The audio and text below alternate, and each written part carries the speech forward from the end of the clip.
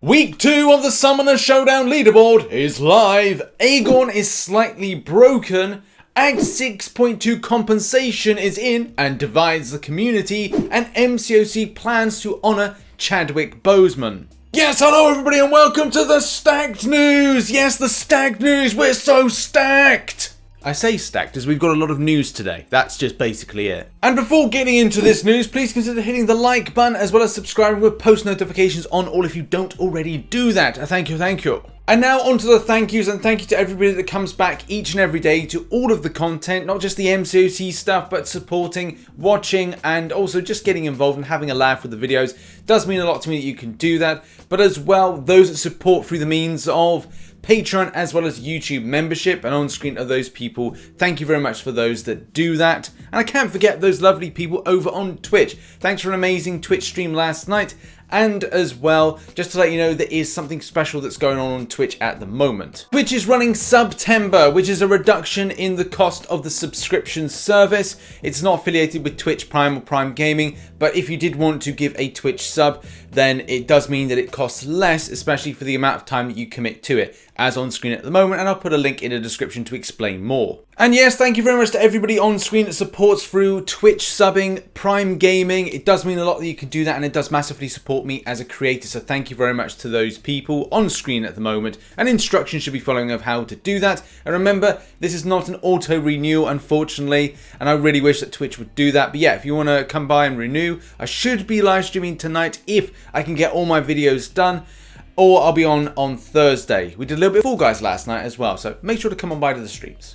Let's do the news. Okay, let's kick off the news with this story here. Posted around the 14th of August, there was this call of this Prefights are not working in Alliance Wars thread, and it seemed to be that a lot of different characters were affected, with stuff not even popping up when it comes to Prefights in this particular case.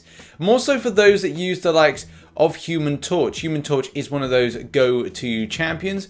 So yeah, seeing that not pop up when it goes in from Prefights to the actual fight is incredibly disappointing. On August 18th, it was noted by Kabam, basically saying, sorry about the delay, we are aware of the issue and the team is on it. And the further update being that this was being worked on as of the 21st of August.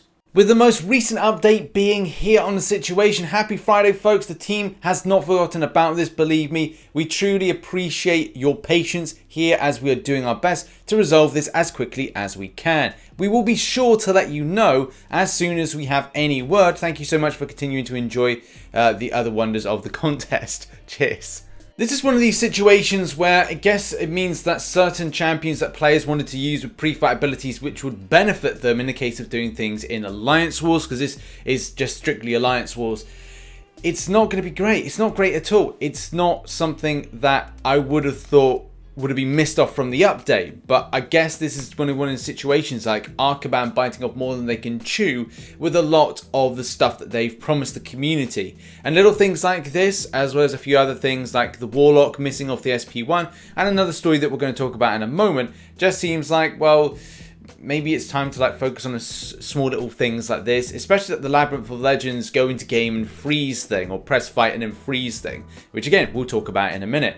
So yeah, not good, and I would have thought this would have been sorted for the update. Okay, now on to rewards and things disappearing. Now, I know that we have discussed the Cavalier difficulty and the rewards that come with it. There was something that was added in which Kabam I think did a typo or forgot to add in or something, which was tier 2 alpha fragment volume going up to 37,200, which I think was a lot lower prior or wasn't even in there. Either way, this has some mixed reviews here. I've had my piece, I've had my say on my opinions, and looking at as well player opinions as well. But there is something as well to kind of talk about which I did save for this particular news point, and that is the update to the uncollected rewards, which is good. It is great to see a little bit of a bump to that. It's not super substantial, but enough to get players moving with progressing their rosters. And especially for someone like myself who will be looking to 100% uncollected first, then move on to the likes of Cavalier and see how far I go. If it is too difficult, we'll have to see. But with this comes the removal of the beginner difficulty, something that was a bit surprising starting from October. So I know there's a lot of players out there that do grind beginner in order to gather units, which, look, if you're using free energy to burn through beginner, hey, you do you. And at the same time, when it's like up and coming players like, hey, I want to do beginner, normal and heroic, then hey, you do you and have a good time doing it. So it was a bit of a surprise to see the beginner difficulty being removed. More so when you consider the fact that Marvel Insider has something for the beginner reward. So yeah, how is this going to look? Do Kabam now add in heroic to this? Or is it just a case like it's just going to be normal and heroic? Either way, it would be nice to add something new into that maybe gathers a lot more points, like an uncollected. But yeah, it has 75,000 points or upwards in order to get that done and complete it and get the points for Marvel Insider. Also, Kabam have looked like they're going to remove the event quest spotlight thread. So that's, well, I don't know really how to make of that. I don't know if it's like, they said here, like the upcoming month in our release notes, and the release don't change very often. So yeah, if you're looking to experience what's kind of come on, that you're not going to see it. So that sucks. At least we got the side quest one. Also, just quickly, it looks like in here Kabam is saying that if there is a need to change Cavalier difficulty, they will, taking in ideas from like Herald's and Canadian difficulty. Canadian difficulty I liked. Herald's difficulty, man, it's too specific. It's like straight up, like not a gating system, but there's a lot of pain points with that one. But anyway, another story for another day. Now on to missing news. Yes, thanks to those that pointed out. Salute to you. Thank you very much for pointing that out, that I did miss out on the Mutant Treasure Island video, that indeed there is a Platinumpool puzzle piece, which is the Mouth of the Fabulous one, which you can get from the Epic. Now, if you are somebody that's going to be doing the Legendary predominantly, or I think it's Legendary or the Cavalier difficulty one, and the Epic, you can do 28 paths, and I believe, based on what Kabam said, is then you'll have a further 8 to do elsewhere. So Kabam said something that you have 36 opportunities or 36 paths to do, which with only 28 in the most difficult, and as well with several from here, means that you can grab this one, as long as it's not RNG based. But I believe that it wouldn't be, especially if you were all meant to have an opportunity to grab that puzzle piece, which, if I've done my math correctly, should be this image here. So it's just the mouth, the pouty lips of Platinumpool. Now on to our next story, which is Prefights game freezes. So this is an issue that a lot of players have reached out to me in order to say that this is something that is frustrating them. In particular, you can see a lot of these seem to be around the Android devices. So yeah, I don't know if this is something Kabam really needs to look into, as look, there's a lot of Android-based issues that are being neglected and ignored. Especially with the broad spectrum of Android devices, this is something that definitely needs to be sorted out. It seems like a lot of the same scheme of things, like Infinix Note 5 seems to be in a lot of this stuff. But yeah, damn, does all need to be dealt with. Personal hope is that this would have been dealt with the new update. Unfortunately, it is another thing that has been missed off, and especially for those on Android that do suffer a lot more than those on iOS when it comes to functionality, things like this, and also just general experience of the game. So yeah, it sucks. It really does, and I hope that Kabam do see this and as well deal with this. Yeah, this is terrible. Look, it's just a case of like they've just gone to get into the game and it's just straight up frozen. Yes, it's from like a previous few months build, but it's like the same issue. It's just there constantly. So I can see this is just going to be so frustrating to players. Next up, and on to the qualifiers for week 2. Yes, we are in the full flow and motion, and it looks like Pepe is out in number 1 using Gwenpool. And finally, in Asia and Oceania, we've got Burgess. Hello again, Burgess. Yes, using a Nick Fury. Very strong. Now let's talk about compensation. Yes, last night the compensation packages came in. This is the one that looks like for the completion side of things. With the exploration prior to the changes, the nerf are a little bit more stacked. Now, many have reached out to Kabam to say that, look, you know, this isn't really appropriate for the amount that was spent, especially in order to do this.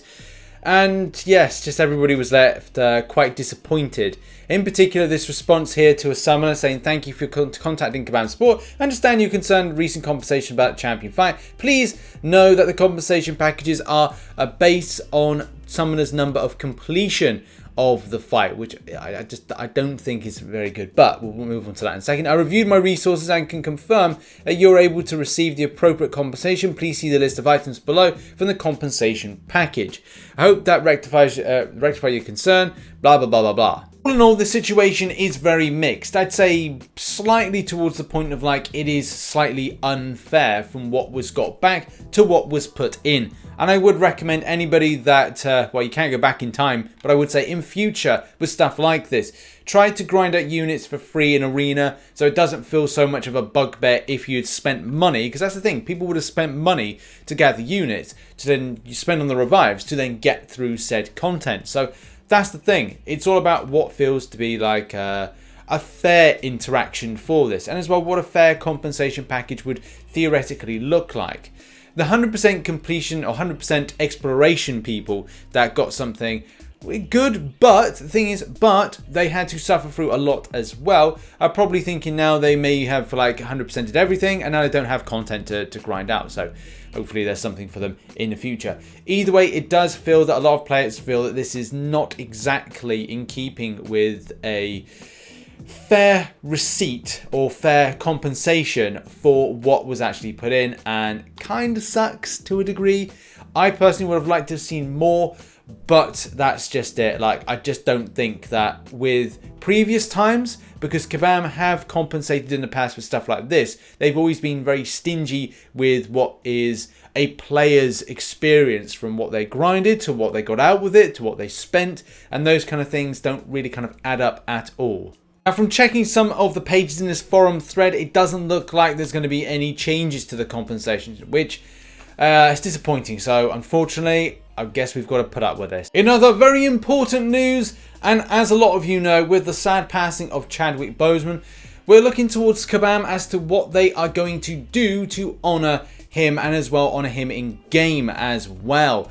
So yeah, shout out to Lord Fernando on Twitter, asked the question to the relevant people, including Kabam Mike, and the answer was that yes, something is going to happen to honour Chadwick Boseman in game. With Kabam Mike saying we're on it, it's not a quick or easy thing to do, but we are working to honour this great man. Now, this literally could be anything. It could be a title, it could be an event, it could be a case that they even push forward with a Black Panther Civil Warrior rework, which I think a lot of players would absolutely love to see.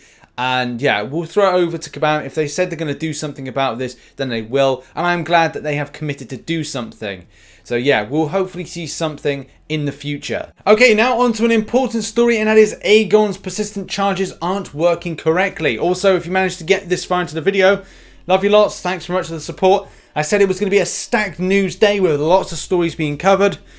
But yes, let's deep dive this. So this thread was posted yesterday, and man, Aegon is bugged after the newest update. I'm currently in Abyss of Legends, and with Aegon's persistent charges at 999.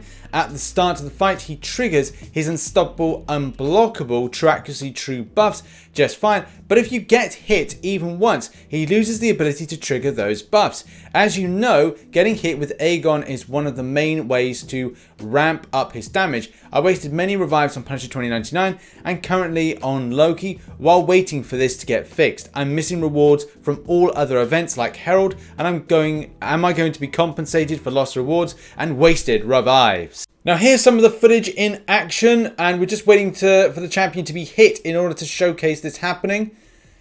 So yes, there we go, being hit, and then there we go. No, there's no true accuracy, there's no unblockable, those kind of things from the 999. Technically the champion would be 999 at that point, based on the persistent charges in the top left hand corner. So man, that sucks. Massively sucks. Yesterday, Kabam Exhibit said he'd take it to the game team. And yet, no answer as of yet, but that's a critical issue, especially for a lot of players that love their Aegon, love their persistent charge combo, and as well, just slaying the contest. So yeah, for permanent content, it is a big issue at the moment. And now on to our final story, which features one man, another man, and a further man. Yes, hello, I'm RichTheMan, this is Iceman, and this is Moleman, and this is our band, Man.